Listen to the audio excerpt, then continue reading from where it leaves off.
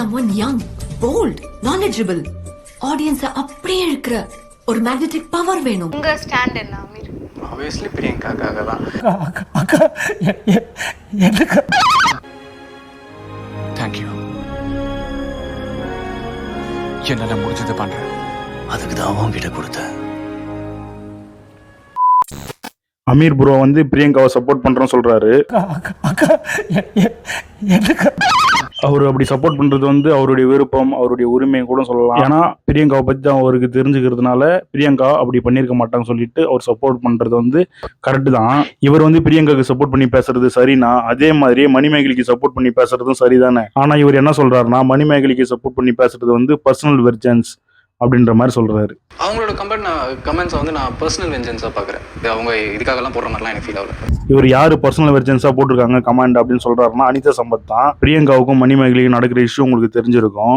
அதே மாதிரி அந்த இஷ்யூ நடந்த உடனே அனிதா சம்பத் வந்து ஒரு பதிவு போடுறாங்க. அந்த பதிவு தான் இவங்க வந்து என்ன சொல்றாருன்னா, அமீர் வந்து பர்சனல் வெர்ஜன்ஸ், அந்த கமெண்ட்டுக்கான அர்த்தம் பர்சனல் வெர்ஜன்ஸ்னால தான் அந்த கமெண்ட் அப்படி போட்டாங்க அப்படின்ற மாதிரி சொல்றாரு. ஆனா அந்த கமெண்ட் நீங்க பாத்தீங்கன்னாக்கா அது பர்சனல் வெர்ஜன்ஸாவே இருக்காது. அங்க பிரியங்காவை எங்கேயுமே டார்கெட் பண்ணியே அனிதா சம்பத் போட்டிருக்க மாட்டாங்க. அங்க வந்து மணிமேகலைக்கு சப்போர்ட் பண்ணி தான் போட்டிருப்பாங்க. கட்ஸ் ஆல் தி பெஸ்ட் மணி. இதுல எங்க பர்சனல் வெர்ஜன்ஸ் இருக்கு? மணிக்கு சப்போர்ட் பண்ணி பேசிக்கிறாங்க. இதுல எங்கன்னா பிரியங்காவுக்கு வந்து டார்கெட் பண்ணி பேசிக்கிறாங்களா? ஆனா இந்த மாதிரிலாம் பேசுறதுக்கு அமீர் ப்ரோ கிட்ட இருந்து தான் கத்துக்கணும். கத்துக்கிறேன் தராரு. இன்னொரு வியாதியும் நமக்கு இருக்கு. என்னன்னா ஒருத்தரோட சைட்ல என்ன சொல்றாங்கன்னு கேட்டுட்டு உடனே அதுக்கு ரியாக்ட் பண்றது. அமீர் ப்ரோ என்ன சொல்றாருன்னா, எல்லாருக்குமே ஒரு நோய் இருக்குது, ஒரு சைடு ஸ்டோரி மட்டும் கேட்டுட்டு உடனே ரியாக்ட் பண்றது அப்படின்ற மாதிரி சொல்றாரு. ரெண்டு சைடு என்ன நடந்துச்சுன்னு ஃபர்ஸ்ட் எல்லாருமே தெரிஞ்சுக்கணும். இவங்க சைடு என்ன நடந்திருக்கும், இவங்க சைடு என்ன நடந்திருக்கும். அமீர் ப்ரோ சொல்றது சரிதான். என்னன்னாக்கா ரெண்டு பேருடைய ஸ்டோரியும் தெரிஞ்சுட்டு தான் நம்ம பேசணும். அதை விட்டுட்டு நீங்க வேக வேகமா பேசுறீங்களே, தப்பா ஒருத்தரை வந்து பிராண்ட் பண்றீங்களா அப்படின்னு சொல்றதெல்லாம் கரெக்ட் தான். பட் இது வரைக்குமே பிரியங்கா இதை பத்தி பேசவே இல்லையே. மணிமேகலை பேசி ஒரு வாரம் கிட்ட ஆகுது. அப்படி இருக்கும் பட்சத்துல பிரியங்கா எதனா ரியாக்ட் பண்ணாதானே அவங்க மேல ரைட்டா இல்ல தப்பா அப்படின்றது எதனா தெரியும். இப்போ நீங்க குரேசி அதுக்கப்புறமா சில பேர் வந்து பிரியங்காவுக்கு சப்போர்ட் பண்ணி பேசுறதை பார்க்க முடியுது. அது கூட எப்படின்னா, இவ்வளவு பேர் பேசின பிறகுதான் நீங்களே பேசுறீங்க. சரி, நம்ம அப்படி பேச மட்டும் தான் நீங்க என்ன பண்ணிருப்பீங்க? அது அப்படியே ஈஸியா கடந்து தானே போயிருந்திருப்பீங்க. உடனே இதுக்கு ஒரு ரியாக்ட் பண்ணணும்னு எனக்கே தோணல. ஏன்னா எனக்கு சிரிப்பு தான் இருந்துச்சு அதை பார்க்கும்போது. மணிமேகலை வந்து அந்த பிரச்சனையை அவங்களுடைய சேனல்ல ஷேர் பண்ணிருப்பாங்க.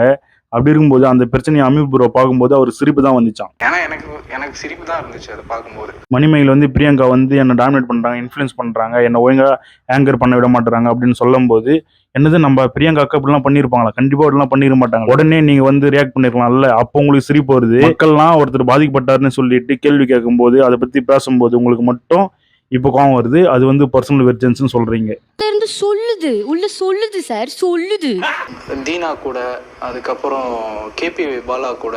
அமீர் ப்ரோ என்ன சொல்றாருன்னா, கேபி பாலா கூட, தீனா கூட, அவங்க ஜூனியர் கூட எல்லாம் இவங்க சேர்ந்து ஆங்கரிங் பண்ணிருக்காங்க. அப்படி பண்ணும்போது அவங்களுக்கு அதிக வாய்ப்பு கொடுத்துருக்காங்க. அப்படி இருக்கும் பட்சத்துல இவங்க எப்படி டாமினேட் பண்ணிருப்பாங்க? அப்படி டாமினேட் பண்றது வந்து அவங்களுக்கு தானே பண்ணிருக்கணும் அப்படின்றதான் இவர் சொல்றாரு. அங்க பண்ணாத போது இங்க எப்படி பண்ணுவாரு அப்படின்னு இவர் சொல்றாரு. நம்மளே பார்த்துருப்போம், பிரியங்காவை ஜூனியர்ஸ் எல்லாம் பயங்கரமா கலைப்பாங்க. அவங்களும் அது ஸ்போர்ட்டிவா தான் எடுத்துவாங்க. இது வரைக்கும் அப்படி நம்பினதுனால தான் அவங்கள உச்சத்துல கொண்டாடணும் ஆங்கர்லயே. ஆனா இப்போ அவங்க டாமினேட் பண்றாங்க, இன்ஃப்ளூயன்ஸ் பண்றாங்க, என்னுடைய ஒர்க்கை அவங்க பண்ண விட மாட்டேங்கிறாங்க அப்படின்னு ஒருத்தர் சொல்லும் போது அதுக்கு அவங்க விளக்கம் கொடுத்துருக்கணும். ஆனா விளக்கம் கொடுக்காமலே அமைதியா இருந்ததுனால தானே இவ்வளவு பெரிய கான்ட்ரவர்சி ஆச்சு அந்த விஷயமே. பிரியங்கா வந்து 5 பேருக்கு நல்லது பண்ணிருக்காங்க.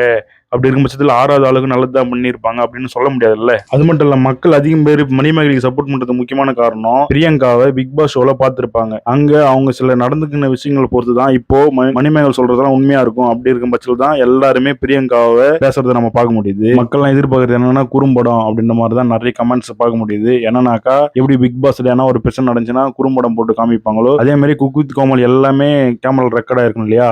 அப்படி இருக்கும் பட்சத்தில் அந்த இஷ்யூவை இவ்வளவு பேர் பிரியங்காவை தப்பா பேசுறாங்க இல்லையா? அதனால நீங்க அது குறும்படமா காமிங்க, ஏன் இதை பத்தி நீங்க பேசவே மாட்டேறீங்க, குறும்படமா காமிக்க மாட்டேறீங்க அப்படின்னு மக்கள் எல்லாம் கமெண்ட்ஸ் பண்றதை பார்க்க முடியுது. ஃபைனல் அமீர் ப்ரோ என்ன சொல்லியிருக்காங்கன்னா, பிரியங்கா வந்து டாமினேட் எல்லாம் பண்ண வாய்ப்பே இல்லை அப்படின்ற மாதிரி அவருடைய கருத்து இருக்கிறத நம்ம பார்க்க முடியுது. இதை பத்தி உங்களுடைய கருத்து கமெண்ட்ல சொல்லுங்க. நன்றி.